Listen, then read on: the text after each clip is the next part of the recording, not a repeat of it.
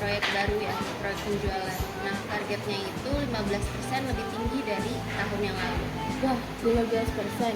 Itu kayaknya agak lumayan berat ya, Bu. Aku jadi takut deh kalau misalkan target yang nggak capai. Enggak, santai aja nanti kita juga bakal set plan kerja yang lebih baik nanti ke depannya, sehingga nanti ada pendampingan dari kita. Jadi bukan cuma nunggu akhir tahun ya buat dinilainya. Betul, di akhir tahun itu namanya evaluasi resmi. Nah, di sepanjang tahunnya kita akan pantau dan ikut dukung juga. Nah, kalau progresnya bagus, nanti ada rewardnya juga kok. Wah, kalau gitu aku jadi semangat nih Bu buat ngerjainnya. Setidaknya ada pendampingan dan juga evaluasi rutin. Nah, yang kalian lihat tadi adalah percakapan antara manajer, karyawan, dan supervisor. Nah, sebenarnya apa yang mereka lakukan tadi adalah salah satu contoh dari model Castello dalam manajemen.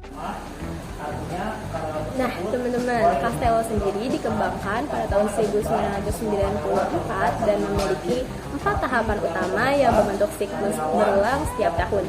Yang pertama, itu ada pre-planning dan performance development plan, di mana di tahap awal kerja ini ditentukan atau dirumuskan rencana kerja tahunan yang jelas yang disepakati antara karyawan dan juga dengan atasan yang sesuai dengan tujuan organisasi. Yang kedua itu ada execution with coaching dan juga resettlement, di mana ketika pekerjaan sendiri mulai berjalan, atasan sendiri melakukan coaching dan mengukur kinerja secara berkala, jadi bukan cuma diukur pada saat akhir periode saja. Yang ketiga itu ada progress review dan interim coaching, yang mana setiap kuartal itu biasanya dilakukan review. Nah, misalkan nih di pekerjaan tersebut ada hambatan teman-teman, dilakukan juga nih pendampingan dan tambahan melalui sesi coaching.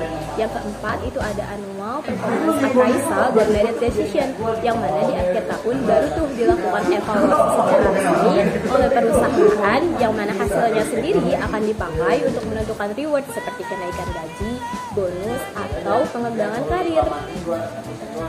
Nah, model Castello ini fokus pada pengembangan dan pemberdayaan sumber dayanya, yang outputnya karyawan akan merasa didampingi karena adanya pendampingan dari manajemen. Yang kedua, perusahaan dapat memitigasi risiko yang terjadi dengan dilakukannya evaluasi kinerja yang dilakukan secara rutin. Nah, contoh percakapan model Castello bisa kita lihat pada PT MB Indonesia, perusahaan manufaktur yang bergerak di bidang steel casting. Perusahaan ini awalnya menghadapi masalah turnover karyawan yang cukup tinggi, terutama karena karyawan merasa kerja keras mereka tidak pernah dihargai, dan evaluasi kinerja hanya dilakukan selama setahun sekali. Nah, manajemen kemudian mengubah sistem penilaian kerja dengan menerapkan model ala Castello.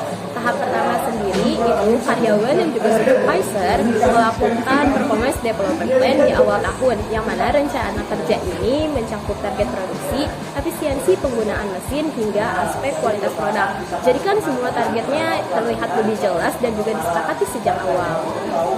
Pada tahap eksekusinya, supervisor harus aktif dalam melakukan coaching, misalnya tiap bulan. Contoh kasus yang terjadi, misalnya operator lain kerja mengalami penurunan kualitas kinerja.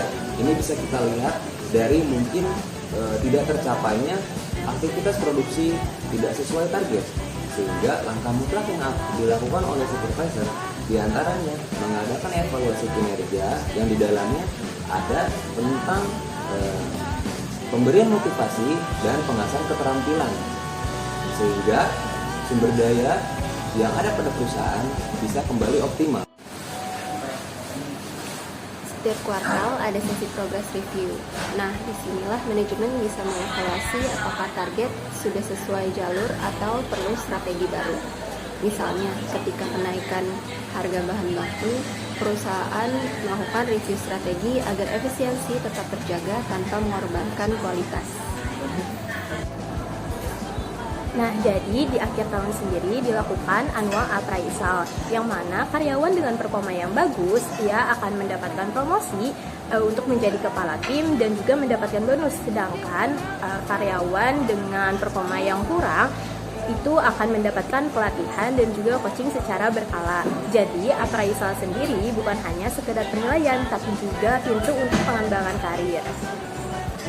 berikutnya, penerapan dua sistem ini berdasarkan studi kasus PT MB Indonesia yang memproduksi steel casting, terjadi peningkatan produktivitas dengan angka persentase 12% dan penurunan drastis terhadap turnover-nya karyawan.